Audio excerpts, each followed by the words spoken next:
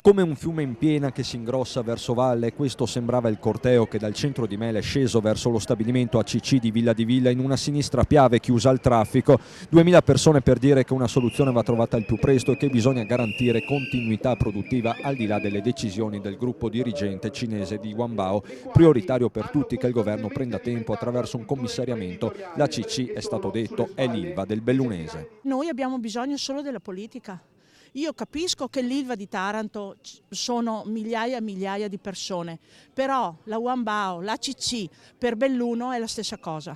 Noi vogliamo che il governo intervenga con strumenti certi, commissariamento, nazionalizzazione, chiamatela come volete, ma un intervento certo del governo che possa risolvere la crisi della Wanbao. Fronte sindacale compatto quindi e mondo istituzionale preoccupato per le ricadute di un eventuale stop. Quasi 300 posti di lavoro in bilico, senza contare l'indotto, sono una bomba sociale. 150 soltanto in questo comune, ma poi tutti i comuni del Feltrino hanno numeri comunque importanti. La perdita e la desertificazione di questa azienda rappresenterebbe veramente un dramma di carattere industriale e un impoverimento dell'intero paese Italia. Solidarietà è arrivata da tutto il Veneto, delegazioni sono giunte a Mela, da Padova e Venezia, dalle aziende del territorio, pure Luxottica, presenti in massa i lavoratori Electrolux di Susegana, anche loro in sciopero. ACC resta per il polo trevigiano il fornitore principale di compressori. Noi abbiamo chiesto più volte a Electrolux che intervenga non solo aumentando le quantità di acquisto da quello stabilimento di Mel, da questo stabilimento, ma crediamo